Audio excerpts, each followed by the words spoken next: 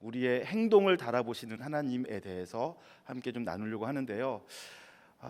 그러니까 아주 더 압축해서 짧게 나눈다면 믿음과 행함에 대해서 우리 신앙인들이 반드시 잘 알아야 되는데, 그러한 주제, 믿음과 행함이라는 주제를 가지고 함께 오늘 한나의 기도가 보여주고 있는 내용들을 살펴보도록 하겠습니다. 로마서 1장 17절에 보니까 의인은 믿음으로 산다고 되어 있습니다. 복음에는 하나님의 의가 나타나서 믿음으로 믿음에 이르게 하나니 기록된 바 오직 의인은 믿음으로 말미암아 살리라 함과 같으니라. 우리 모든 믿는 사람은 믿음으로 사는 거죠. 믿음이 우리를 살리고 구원하기도 하고 또 우리를 살게 하기도 합니다. 그래서 믿음이 너무너무 중요합니다. 그런가 하면 야고보서에 보면요, 행함이 없는 믿음은 죽은 믿음이래요. 그러니까 믿음이 정말 중요하지만 이 믿음에는 행함이 반드시 동전의 양면처럼 따라오게 되어 있습니다. 그래서 야고보서에서 영혼이 없는 몸이 죽은 것 같이 행함이 없는 믿음은 죽은 것이다, 이렇게 말하고 있습니다. 그러므로 우리가 신앙생활을 할 때 있어서 믿음이 더 중요하냐 행함이 더 중요하냐라고 따지는 것, 뭐가 더 우선되냐라고 묻는 것 자체가 아직 사실은 신앙을 잘 몰라서 그런 거죠. 믿음은 반드시 행동으로 드러나게 되어 있고요, 우리가 하는 모든 행동의 이면에는 숨어있는 동기들이 있는데 그 숨어있는 동기들, 이면에 감춰져 있는 것은 믿음이 있느냐 없느냐에 따라서 행동이 달라지게 되어 있습니다. 오늘 한나의 기도에서는 그러한 내용이 아주 잘 나와 있는데요, 한나가 아이가 없어서 하나님께서 임신치 못하게 하심으로 그 마음에 고통이 있었어요. 하나님께서 나를 사랑하시지 않는 건 아닌가, 내가 저주받은 것은 아닌가 하는 생각도 들었고, 내가 사랑하는 남편 엘가나가 이스라엘의 유력한 집안 사람인데 그 집안의 대를 이어주고 싶은데 내가 왜 애를 못 낳는가, 이러한 슬픔. 그런가 하면 자기 대신 이제 후처로 들어온 분인나가 아이를 낳은 다음에 기세가 등등하여서 자기에게 하는 모든 말들이 다 상처가 되고 격분케 하였고 슬프게 만들었단 말이에요.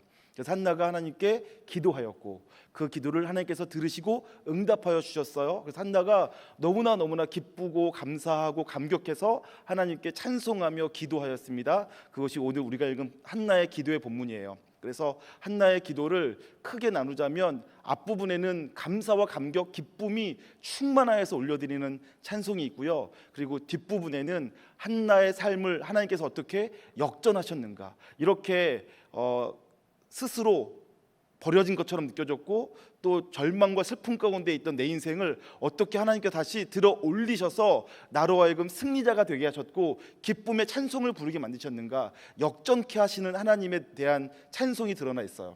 그리고 오늘 읽은 본문이 나에게 이렇게 기쁨을 주신 하나님, 내 삶을 역전케 하신 하나님이 도대체 뭘 보고 그렇게 하셨는가 하는 그 이유가 나와 있습니다. 근데 그 이유가 뭐라고 나와 있냐면요, 우리를 아주 당혹스럽게 하는데 우리의 행동을 보시고 한나의 행동을 달아보시고 그렇게 하셨다라는 거예요. 그러니까 오직 믿음으로 살고 있는 우리들에게는 이 말이 굉장히 낯설게 느껴지고, 정말 그런가, 구약시대는 행동을 보시는가, 구약시대는 행위를 보시고 신약시대는 믿음을 보시는가, 이런 식으로 생각할 수 있게 하는데 실제로는 그렇지 않고요, 이 모든 하나님이 달아보시는 행위, 행동이 믿음이라는 것을 제가 한번 같이 살펴보려고 하는 것입니다. 우리 3절 말씀, 본문 말씀을 다시 한번 보면요, 여기에 세 가지가 나오는데요, 심히 교만한 말을 다시 하지 말 것이며 오만한 말을 너희 입에서 내지 말지어다 라고 하면서 교만한 말과 오만한 말에 대해서 얘기합니다. 여러분, 교만한 말과 오만한 말이 무슨 뜻일까요?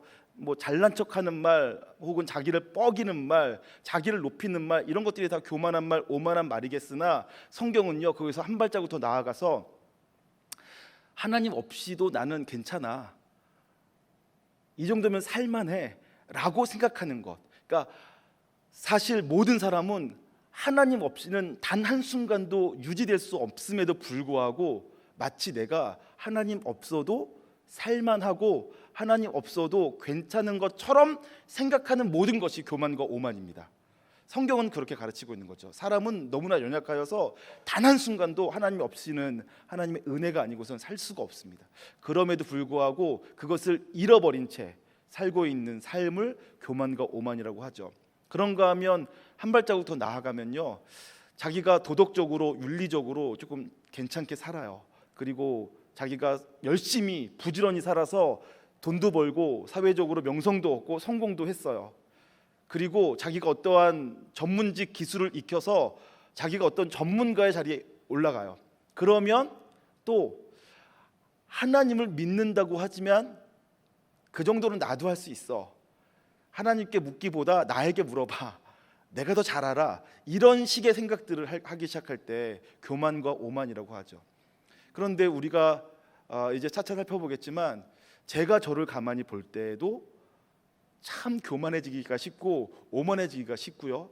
또 제가 신앙생활하면서 많은 교인들 또 많은 세상 사람들을 만나고 보니까요, 정말 수많은 사람들이 아주 쉽게 넘어지는 것이 이 교만과 오만이더라고요.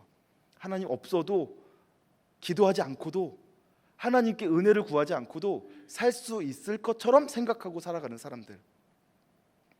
심지어 목사도 설교를 하고 또 양육을 하고 있음에도 불구하고 익숙해지고 또 칭찬받으며 격려받으며 목사님 아주 훌륭하십니다. 목사님 잘하십니다.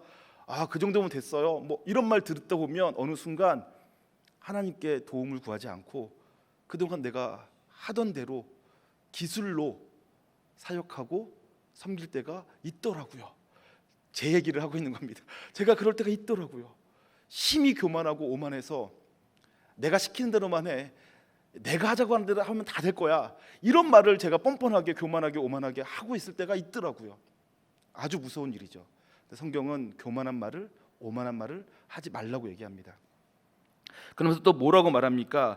여호와는 지식의 하나님이시라 라고 되어 있어요. 지식의 하나님이시라. 그럼 무슨 뜻입니까? 하나님께서 다 아신다는 뜻이에요. 하나님은 다 알고 계세요. 여러분 뭘 알고 계실까요? 보이는 것도 알고 계시고 보이지 않는 것도 알고 계시다는 얘기예요. 여러분 하나님께서 천지를 창조하실 때요, 보이는 것뿐만 아니라 보이지 않는 것도 창조하셨어요. 이 땅에 눈에 보이는 뭐 산이나 나무나 동물이나 식물이나 그런 것뿐만 아니라 만류 인력의 법칙도 하나님께서 만드셨죠. 사람의 마음도 하나님께서 만드셨죠. 영혼도 하나님께서 만드셨죠. 사랑도 하나님께서 만드셨죠. 여러분 보이지 않는 것도 만드신 하나님께서 보이지 않는 것, 우리 눈에는 안 보여도 하나님 눈에는 다 보이시고 하나님 다 알고 계세요. 또 뭘 알고 계십니까? 우리의 중심을 알고 계시죠. 하나님께서 우리의 중심을 알고 계신 하나님이세요. 그래서 우리가 오만한 말, 교만한 말 할 수가 없는 거죠. 하나님 앞에서만큼은요. 그런가 하면 그 뒤에 그래서 뭐라고 말합니까? 하나님께서는 행동을 달아보시느니라. 지식의 하나님, 보이는 것들, 드러난 나의 행동이나 말과 태도를 아실 뿐만 아니라 그러한 말과 행동과 태도 이면에 감춰져 있는 그러한 말을 하게 만드는 나의 숨은 동기도, 그러한 말을 하게 하는, 그러한 행동을 하게 만드는 나의 숨은 욕심도 하나님은 다 알고 계셔서 지식의 하나님이시기 때문에 그래서 행동을 달아보시는 거죠. 여러분 어린아이가 아무것도 몰라서 하는 말과 어른이 다 알면서도 자기 욕심을 위해서 하는 말을 똑같은 무게로 볼 수 없어요. 어린아이는 몰라서 한 말이니까 다 용서가 되고 이해가 되는데 다 큰 어른이 알면서도 자기의 이기적인 욕심과 욕망을 채우려고 누군가를 속이거나 뻔뻔한 거짓말을 하는 것은 용서받을 수가 없죠. 무게가 다르다는 얘기입니다. 그런데 하나님께서는 그것을 아신다고요. 사람은 겉으로 드러난 것밖에 안 보이니까 모를 수 있어도 하나님은 드러나지 않는 행동을 다 아세요. 지식의 하나님이시기 때문에 그렇습니다. 그래서 우리가 오만한 말, 교만한 말을 할 수가 없는 것이죠. 오늘 한나는요, 자기가 하나님께 복을 받았어요. 기도가 응답된 거죠. 그래서 찬양하는데요, 그것에 대해서 당연히 하나님의 은혜인 것을 고백하면서 동시에 하나님께서 내 믿음을 보셨다라는 표현을 하고 있는 거예요. 그것이 하나님께서 행동을 달아보셨다라는 말을 하고 있는 것이죠. 여러분 그 내용으로 넘어가기 전에 우리가 이 믿음과 행동에 대해서 좀 살펴볼 필요가 있는데요. 제가 지금 계속 반복해서 말씀드리고 있지만 우리가 겉으로 드러난 눈에 보이는 행동, 말, 태도는요, 그 눈에 보이지 않는 마음에 의해서 만들어집니다. 우리의 생각이 말로 드러나죠. 나의 감정이 나의 표정, 나의 태도, 나의 말투로 드러나게 되어 있습니다. 내가 나 자신에게 뭘 기대하고 있는가? 내가 다른 사람에게 무엇을 기대하고 있는가? 내가 우리에게 뭘 기대하고 있는가? 기대가 충족되어지면 우습고요. 내가 뭔가가 기대했는데 기대가 이루어지지 않는다. 그러면 짜증나게 되어 있고 그것이 드러나게 되어 있어요. 그런가 하면 깊은 곳에 나 욕구가 있죠. 내가 원하는 거, 내가 바라는 거, 갈망이 있단 말입니다. 그런가 하면 선천적으로 주어진 기질이나 혹은 우리가 영성이라고 말하는 하나님을 바라는 더 영원한 것을 사모하는 그런 아주 본질적인 것, 이런 것들이 우리 내면에 있단 말이죠. 그런데 그것들이 행동으로 드러나게 되어 있는데 믿음이 있는 생각과 믿음이 없는 생각은 다릅니다. 믿음이 있는 사람이 느끼는 감정과 믿음이 없는 사람이 느끼는 감정이 다르죠. 믿음이 있는 사람이 나에게 기대하는 것과 믿음이 없는 사람이 나에게 기대하는 것, 믿음이 있는 사람이 상대방에게 기대하는 것과 믿음이 없는 사람이 상대방에게 기대하는 것, 다 다르다는 얘기입니다. 믿음은 우리의 내면 세계에 영향을 끼칩니다. 내 생각에, 나의 감정에, 나의 가치 판단 기준에 영향을 끼치게 되어 있고요. 그래서 믿음이 있는 삶을 사는 사람은 믿음에 의해서 내면이 바뀌기 시작하고요. 그래서 그의 말, 행동, 태도, 표정, 드러나는 것들이 달라지게 되어 있다는 얘기입니다. 그 믿음과 행위는요, 떨어져 있는 것이 아니라 동전의 양면처럼 서로 다른 말을 하는 것처럼 보여지지만 사실은 같은 말, 같은 것입니다. 오늘 성경의 것을 잘 보여주고 있는데요. 한나와 그다음에 그 당시에 제사장이었던 엘리 제사장의 삶을 보면 그것이 아주 명확하게 드러나 있습니다. 그 당시 엘리 제사장은 제사장이었지만 결국은 망하는 집안의 대표로 등장하죠. 한나는 이 당시 고통당하고 또 가련한 여자에 불과했지만 하나님께서 그의 집안을 살려내시는 것으로 드러나고 있습니다. 그 두 집안을 내 모습을 살펴보면 우리가 어떻게 틀린지 알 수 있을 것 같습니다. 사무엘상 2장 29절에 보면 이런 내용이 나옵니다. 엘리 집안에 대해서 하나님께서 예언자를 통해서 예언해 주시는 내용인데요. 너희는 어찌하여 내가 내 처소에서 명령한 내 재물과 예물을 밟으며 내 아들들을 나보다 더 중히 여겨 내 백성 이스라엘이 드리는 가장 좋은 것으로 너희를 살찌게 하느냐? 여러분, 지금 엘리 제사장이요, 제사장인데 하나님께서 그 엘리 제사장을 책망해요. 그 내용이 세 가지가 나오죠. 첫 번째가 하나님께 드려진 제물과 예물을 밟았대요. 여러분, 홈리와 비느하스, 엘리의 두 아들 제사장이요, 백성들이 제사 드리러 고기를 하나님께 드리면 갈고리를 가지고 와서 거기서 자기가 찝어갔대요. 원래 제사장에게 드리는 몫이 따로 정해져 있어요. 가슴살과 앞다리살로 정해져 있어요. 정해진 거 받으면 돼요. 그걸로도 충분히 먹고 살 수 있어요. 하나님께서 다 그렇게 정해 놓으셨기 때문에. 그런데 그거 먹고 싶지 않고 더 좋은 거, 맛있는 거 먹고 싶었나 봐요. 자기가 원하는 거 갈고리를 가지고 찝어왔어요. 그리고 더 나아가서는요, 기름은 다 하나님 거예요.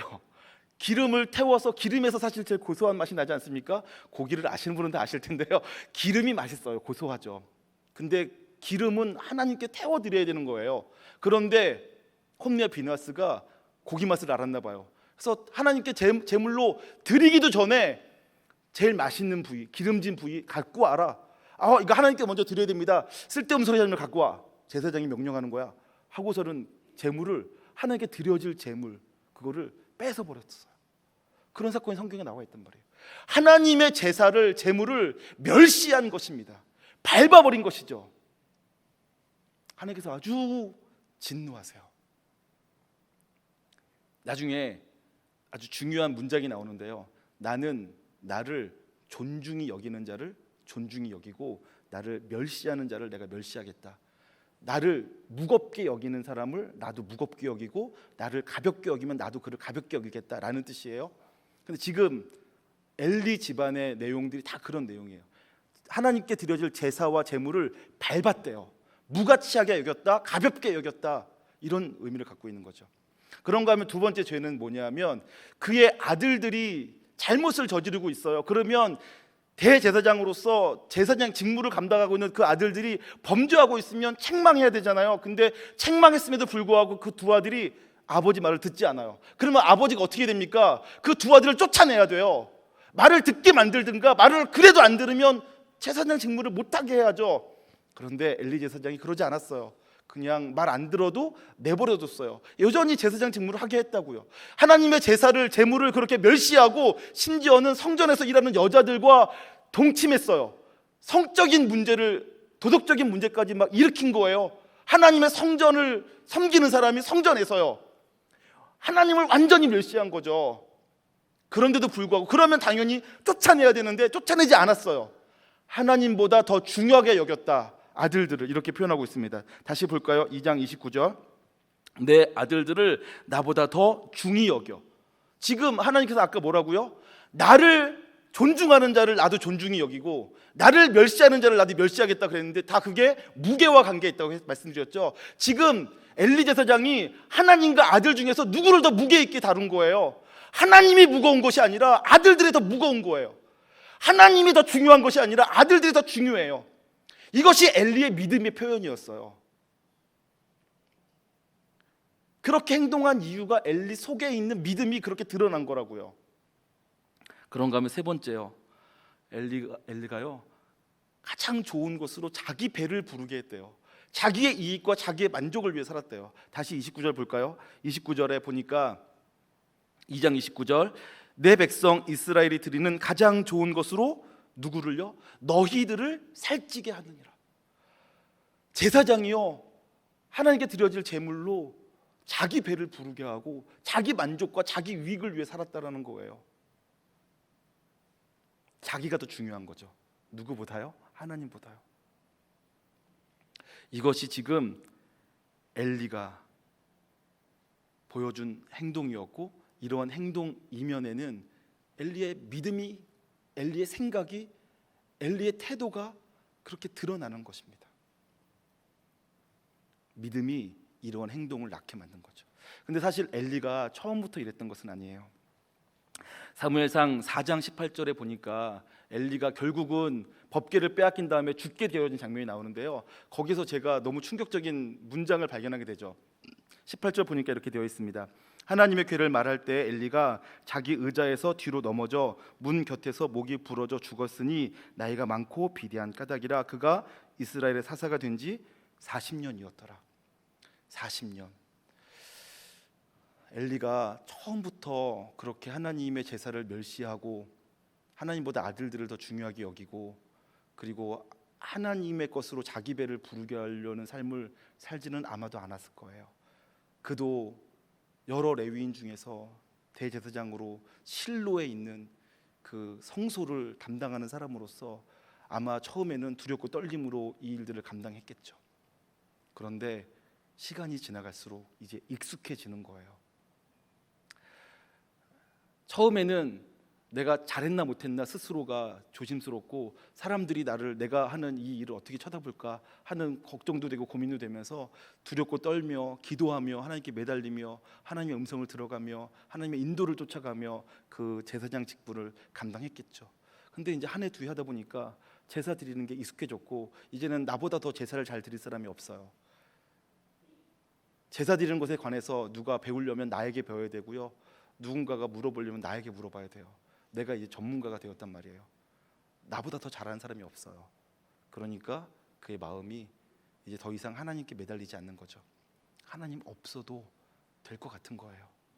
굳이 하나님께 기도하며 제사장 직무를 감당할 필요를 못 느끼는 거죠. 가슴 아픈 일을 안 만나고요, 씁쓸한 일을 만나질 않아요. 잠 못 이룰 만큼 힘든 일을 만나질 않아요. 이제는 너무나 익숙하고 큰 명예와 권세를 얻게 되었기 때문에.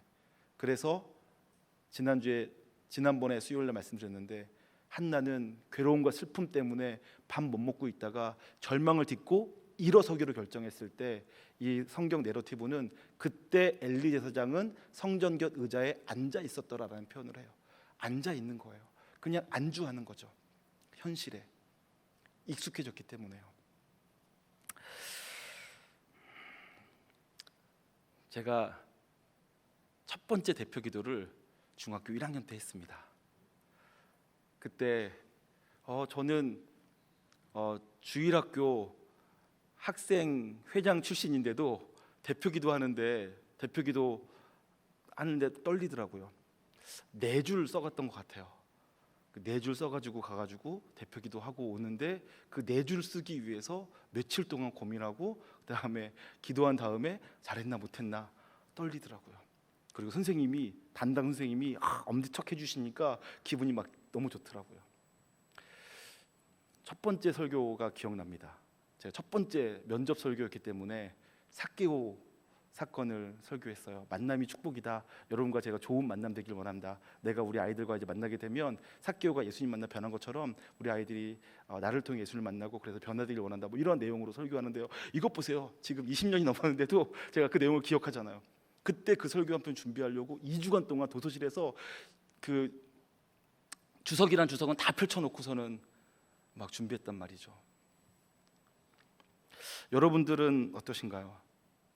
제가 첫 번째 중고등부 이제 회장이 됐어요. 회장 된 그 해에 한 3일 동안은 제가 잠을 못 이루겠다고요. 내가 회장 됐을 때 우리 중고등부가 망하면 어떡하나. 제가 또 회장 됐을 때 그 찬양 인도하던 선생님께서 유학을 가시는데 그렇게 원망스럽더라고요. 나랑 같이 좀 교회 좀 잘 세워가면 좋을 것 같은데 뭐 이런 마음. 첫 번째 교사가 됐을 때, 초등학교 5학년 담임 선생님이 됐을 때 내가 이 아이들을 잘 양육할 수 있을까 두렵고 떨리는 마음 있었거든요. 여러분들도 아마 그러실 때가 있었겠죠. 처음 하나님으로부터 사역을 위임받아 그 일을 하게 되었을 때, 처음 기도하실 때, 처음 뭐 소그룹 인도자가 되시든지 혹은 여전도회 임원이 되시든지 그럴 때 여러분 어떠셨어요? 내가 잘할 수 있을까? 나 때문에 누구 상처받는 것은 아닌가? 나 때문에 우리 부서가 더 부흥했으면 좋겠는데 내가 이거 잘 감당할 수 있을까? 이러한 마음으로 기도하면서 애쓰고 힘쓰지 않으셨을까요? 저는 성가대에서 3번 쫓겨났었습니다. 자랑이 아닌데 테너 하겠다고 했는데 변성기가 소리가 안 나와서 쫓겨나고요. 베이스 하겠다 베이스 소리가 안 나와서 쫓겨나고, 소리가 안 나오면 안 부르거나 작게 부르면 되는데 저는 그때 워낙 열정적이어가지고 소리도 안 나오고 음이 맞지도 않는데 너무 크게 불러가지고 오죽했으면 성가대 지휘 선생님 쫓아내셨겠어요. 저 다시 성가대 들어가고 싶어가지고 그렇게 노력하고 막 날마다 테너는 정말 도저히 안 될 것 같으니까 베이스 소리라도 잘 내고 싶어가지고 지금도 기억해요. 기쁠 때나 슬플 때나 뭐 이런 노래를 제가 매일같이 막 부르고 다니면서 이거 하고 싶어서 막 그랬던 적이 있었거든요. 너무 사모해서. 근데 지금은 제가 저를 가만히 돌아보니까 익숙해진 거예요.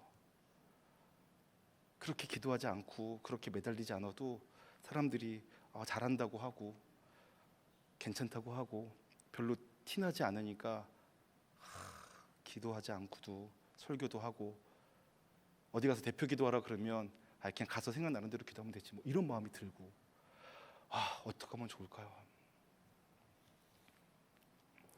그래서 엘리 제사장이 40년 동안 제사장으로 있다가 목이 부러져 의자에서 넘어져 목이 부러져 죽은 사건은 저에게 작은 사건이 아니고 제가 간과할 만한 사건이 아닙니다. 내가 혹시나 지금 앉아 있는 것은 아닌가? 내가 지금 현실에 안주하고 있는 것은 아닌가? 내가 지금 익숙해져 있는 것은 아닌가? 내가 지금 심히 교만하고 오만한 말을 하는 것은 아닌가? 내가 지금 사람들이 다 잘한다고 말하지만 내 행동을 달아보시는 하나님 앞에서는 넌 낙제다라고 말씀하시는 것은 아닌가라는 두려움이 있습니다. 여러분들은 어떠실까요? 이곳에 앉아 계신 분들 모두가 제가 보기에 다 훌륭하십니다. 제 눈에는 훌륭하세요. 이렇게 비 오는 날 수요일 저녁에 와서 예배 드리는 것만으로도 대단하십니다. 그런데 지식의 하나님께서 우리 행동을 달아보신다면 여러분들도 혹시 저처럼 익숙해지고 주변에서 다들 잘한다 그 정도면 됐다 하시니까 심히 교만하고 오만해져서 하나님께 더 이상 매달리지 않고도 신앙생활 얼마든지 할 수 있을 것처럼 생각하시고, 그리고 또 내가 얼마든지 교회 사역 잘할 수 있을 거라고 생각하고 계시진 않으실까요? 그러한 우리에게 한나가 이렇게 말하는 것이죠. 하나님께서는 우리의 행동을 달아보신다, 무게를 재신다라는 뜻입니다. 저와 여러분이 우리 행동을 잘 돌아보았으면 좋겠습니다. 그런가 하면 한나는 어떻게 했을까요? 엘리 집안은 이렇게 하나님을 가볍게 여겨서 망했습니다. 한나는 어떻게 했을까요? 한나의 신앙의 태도를 한마디로 말하자면 이런 것인데요. 한나가요, 서원한 것은 자기에게 손해가 날지라도 지켰어요. 여러분, 이 말은 간단한 말이지만 하나님을 너무너무 사랑하고 하나님을 너무 존경하고 하나님을 경배하는 자가 할 수 있는 거예요. 하나님 앞에 약속한 것이 있으면요, 그 약속이 내게 손해가 돼요? 그러면 안 하고 싶잖아요. 손해가 되니까. 근데 이게 약속이기 때문에 아무리 손해가 나도 하나님 앞에 내가 한 말을, 한 서원을 어길 수가 없다 하고선 지키는 거예요. 그건 하나님께 무게를 두는 거죠. 구체적으로 어떤 일이 있었습니까? 한나가 하나님께 기도했어요. 아이를 달라고요. 그때 하나님께서 아이를 주시죠. 근데 한나가 그냥 아이만 달라고 기도했나요? 사실 한나는 아이도 필요했지만 아이보다 하나님의 얼굴을 구했어요. 하나님께서 나를 여전히 사랑한다는 것을 확인하고 싶었던 거죠. 그래서 하나님께 기도하기를, 하나님 제게 아이를 주십시오. 그 아이를 내게 주시면 그 아이의 머리에 삭돌되지 않고 그 아이를 하나님께 드리겠습니다라고 해요. 그렇게 기도하지 않았으면 좋았을 까 했는데 그렇게 기도했단 말이에요. 그때 정말 아이를 주셨어요. 그만 이제 한나는 어떻게 해야 됩니까? 그 아이를 하나님께 드려야 되는 거죠. 우리 1장 23절 볼까요? 1장 23절에 보니까 이런 내용이 나옵니다. 이 아이를 위하여 내가 기도하였더니 내가 구하여 기도한 바를 여호와께서 내게 허락하신지라. 28절에 그러므로 하나님이 내 기도에 응답하셨으므로 나도 그를 여호와께 드리되 그의 평생을 여호와께 드리나이다 하고 그가 거기서 여호와께 경배하니라. 하나님께서 내 기도에 응답하셨으니 나도 그 응답, 이 아이는 응답으로 얻은 아이다라고 고백하는 거예요. 여러분 잘 생각해 보세요. 아이 달라고 기도하는 사람들이 많은데요, 아이가 생겼어요. 1년 후든 2년 후든 3년 후든 그랬을 때 그 중에 몇 퍼센트가 이 아이는 기도해서 얻은 아이들입니다 라고 말할까요? 병에 걸렸어요. 하나님 병 낫게 해주세요 라고 기도했는데 실제로 병이 나았어요. 일주일 후든 한 달 후든 병이 나았어요. 근데 누가 하나님 이 병을 기도에 응답하셔서 낫게 해주셨으니 감사합니다 라고 고백할까요? 대부분은 그냥 잊어버려요. 기도는 하지만 기도가 응답돼도 잊어버려요. 중하게 여기지 않으니까요. 근데 한나는 기억했어요. 내가 아이를 얻은 것은 저절로 어쩌다 보니 얻어진 것이 아니라 기도했고 기도에 응답되어서 얻은 거다. 그러니까 나도 하나님께 내가 약속한 대로 지켜야 된다라고 했던 거죠. 그런가 하면요, 그 뒤에 보면 그래서 그 아이를 드리는데요, 언제 드립니까? 아이가 젖대기까지를 기다려요. 젖대는 시기가 다 틀리겠지만 아마 그 아이를 젖대면 성수 실로에다가 두고 와야 되기 때문에 혼자서도 살 수 있을 만한 나이가 됐을 거라고 생각하니까 3살에서 4살, 만 4살 때까지, 그러니까 먹일 수 있을 때까지 먹였다가 보냈을 걸로 조심스럽게 추측해 봅니다. 그러면 만 4년 동안을 아이를 젖을 먹이는 거예요. 젖 먹이면서 엄마는 계속 이 아이를 젖대면 보내야지라고 생각해요. 그리고 동의를 하실지 안 하실지 모르겠지만 저는 아이들을 키우다가 언제부터 조금 편해지냐 하면 만 4살 되면 이제 좀 아이 키우는 게 좀 수월해진다라고 경험했어요. 3명 다 그러더라고요. 셋을 키우는데 만 4살쯤 되면 그때부터 아이가 혼자 신발을 신더라고요. 그래서 제가 이제 좀 편해지는구나 라고 생각하고요. 언제가 그래서 제일 예쁘냐? 4살, 5살, 6살 때까지가 제일 예쁘더라고요. 사람마다 다 틀리니까 강요하지 않겠습니다만 저는 그렇더라고요. 그러니까 한나가 아이를 언제 보냈냐면요, 제일 힘들 때는 젖 먹이면서 자기가 키우다가 이제 막 너무너무 예뻐질 때, 애가 말하고 이제 혼자서 걷고 뛰고 엄마 품에 안기고 막 어리광 부리고 있을 때, 이 세상에서 누가 제일 예뻐? 그러면 엄마라고 말하고, 이 세상에 누가 제일 멋있어? 그럼 아빠라고 말하는 그 나이의 아이를 하나님께 드리는 거예요.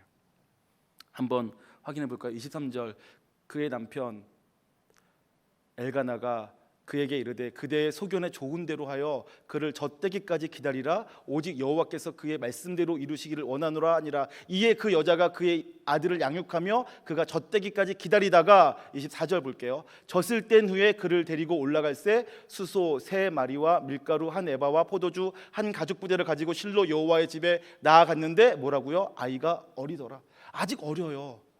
아직 어리다라는 것을 성경이 아주 꼬집어 말하고 있는 거죠. 아직은 혼자 두기가 불안해요. 엄마 입장에서는 그렇죠. 지금도 저희 9살 아이도 버스 한 번 타면 교회 오는데 혼자서는 잘 못 보내요. 제가 볼 때는 충분히 할 수 있지만 엄마 마음은 불안해서 못 하더라고요. 4살, 5살 된 아이를 실로에다가 제사장 집에 두고 오는 게 엄마 입장에서 쉬웠겠습니까? 근데 한나가 그렇게 해요. 왜요? 그것이 하나님과의 서원이기 때문에, 약속이기 때문에. 한나는 하나님이 자기에게 너무너무 중요한 분이셨어요. 그래서 자기가 울며 기도했는데 엘리 제사장이 네 기도가 응답될 거다 했더니 아멘 해요.